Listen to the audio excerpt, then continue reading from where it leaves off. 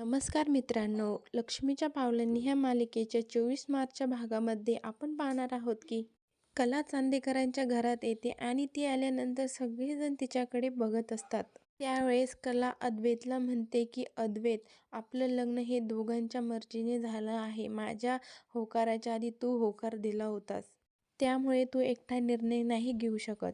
तुझा काय राग आहे, संशय आहे ते माझ्यावर काढ. विनाकारण माझ्या घरच्यांना त्रास देऊ नकोस.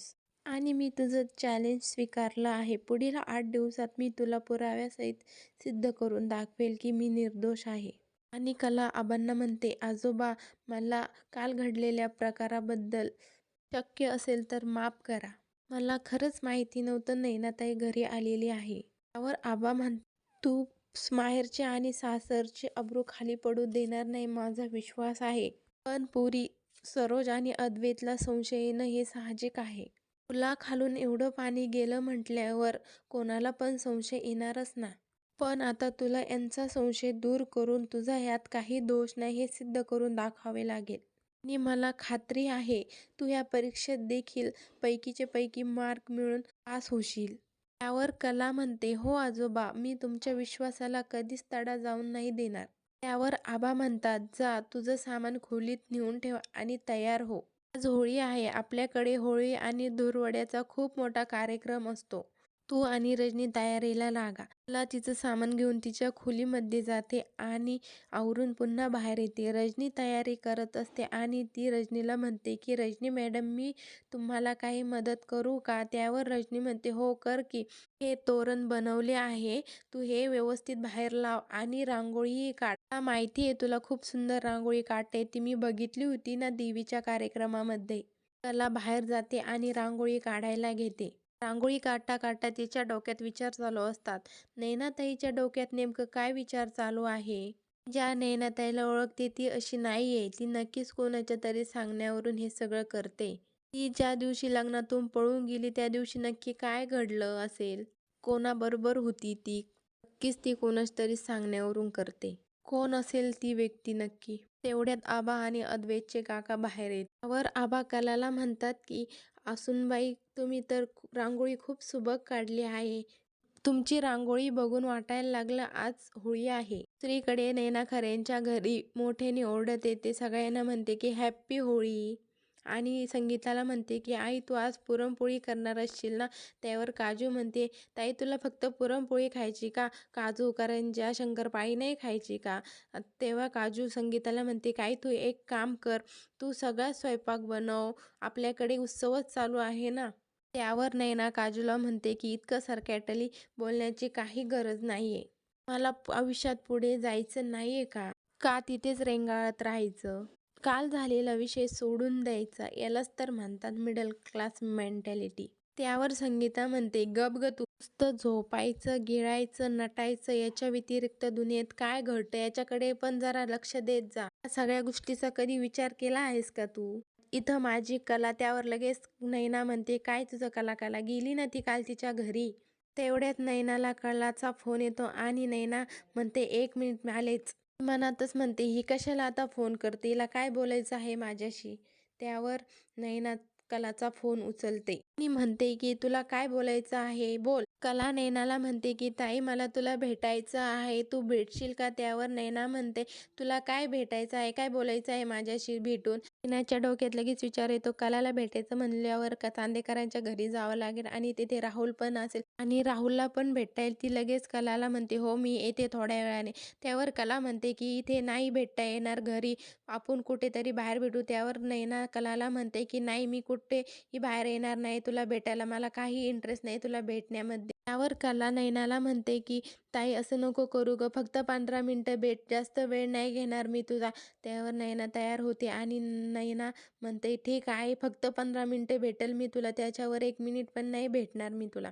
कला नैनाला म्हणते की तुझ्या आवडतीच्या ठिकाणी भेटू. नैना कलाला म्हणते, मी तुला लोकेशन पाठवते, त्या लोकेशनवर ये. त्या नैनाला म्हणते, थँक्यू ताई.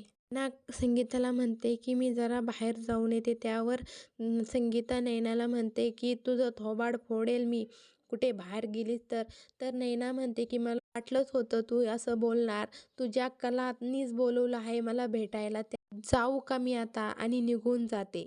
त्यावर संगीता काजलला म्हणते की हिला कशाला कलाने बोलवलं असेल भेटायला. त्या काजल संगीताला म्हणते की आई तू नको टेन्शन घेऊ, कलाताईने बोलवलं म्हणजे काही चिंतेची गोष्ट नाही. दुसरीकडे रोहिणी राहुलच्या लग्नाचा विचार करत असते. जर माझ्या राहुलचं राधा सरदेसाईशी लग्न झालं तर चांदेकरांच्या प्रॉपर्टीमध्ये त्याचा हिस्सा असेलच, पण सरदेसाईंच्या प्रॉपर्टीचा एकुलता एक वारस होईल तो. म्हणजे चांदेकरांच्या दोन्ही मुलांपेक्षा माझ्या राहुलला जास्त प्रॉपर्टी असेल. मला काहीही करून लवकरात लवकर हा विषय सरोज वहिनीपाशी काढायला हवा. तिच्या ओळखीच्या आहे सरदेसाई. दुसरीकडे अद्वैतचं काम चालू असते आणि कला येते आणि दरवाजा वाजवते. अद्वैत कलाकडे दुर्लक्ष करतो. ही कला लगेच रूममध्ये शिरते आणि अद्वैत म्हणतो मी तुला परमिशन दिली का आतमध्ये येण्याची? तर कला म्हणते हे बघ अद्वैत.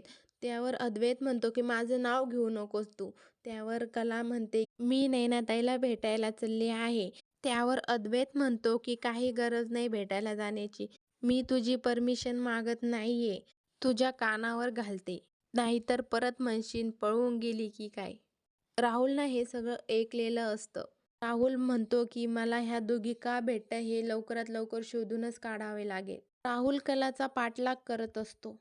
कला नैनाने बोलवलेल्या ठिकाणी पोहोचते. नैना तिथे येते आणि कलाला म्हणते की बोल काय बोलायचं आहे तुला. म्हणते की तू लग्नातून का पळून गेली? तुला लग्न नव्हतं करायचं तर मला सांगायचं ना. नैना म्हणते की मी मम्माला 100 वेळा सांगण्याचा प्रयत्न केला पण ती काय ऐकून घेण्याच्या मनस्थितीतच नव्हती.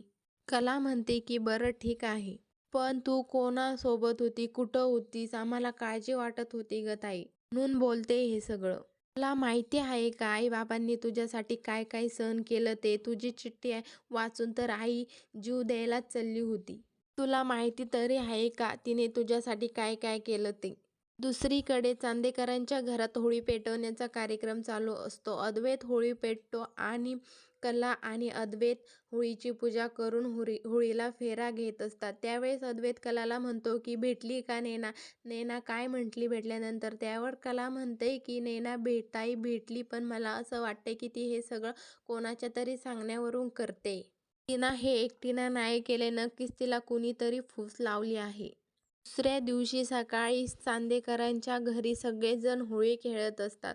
सगळेजण नाच गाणी होळीचे रंग लावून एन्जॉय करत असतात. तेवढ्यात काजलचा कलाला फोन येतो आणि कलाला सांगते की नैनाताई तिच्या बॉयफ्रेंडला भेटायला जाणार आहे. मी तुला लाईव्ह लोकेशन शेअर केलं आहे तिचं. तू जा आणि तिला रंगेहात पकड. त्यावर कला म्हणते ठीक आहे.